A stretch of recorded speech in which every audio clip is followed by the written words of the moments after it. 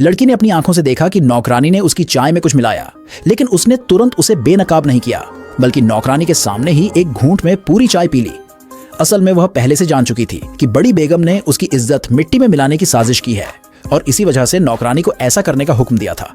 जब नौकरानी ने देखा कि लड़की ने सारी चाय पी ली तो वह मन ही मन बहुत खुश हो गई, लेकिन वह नहीं जानती थी कि लड़की ने जहर का नाटक करते हुए जानबूझकर बेहोश होने का ड्रामा किया।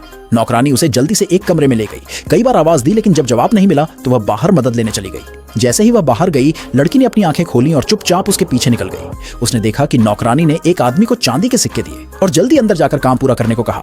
लड़की तुरंत आदमी का भेष बनाकर चुपके से दूसरी बेगम के कमरे में गई और उसे बेहोश कर दिया।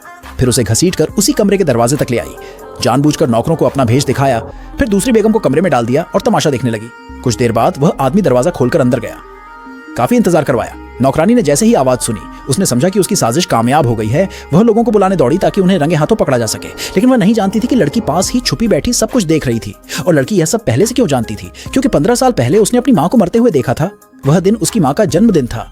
वह एक कंघी लेकर उन्हें सरप्राइज देना चाहती थी और अलमारी में छुप गई थी, लेकिन वहीं से उसने एक खून होते देखा ताकि दोनों आया उसे न देख सके। माँ ने खुद को दरवाजे पर अटका लिया और लड़की बस देखती रह गई कि उसकी माँ ने वहीं दम तोड़ दिया। बाद में कातिलों ने इसे आत्महत्या का रूप दे दिया। जब बड़ी और दूसरी बेगम वहां पहुंची तो लड़की को समझ आ गया कि असली साजिशकर्ता यही थी।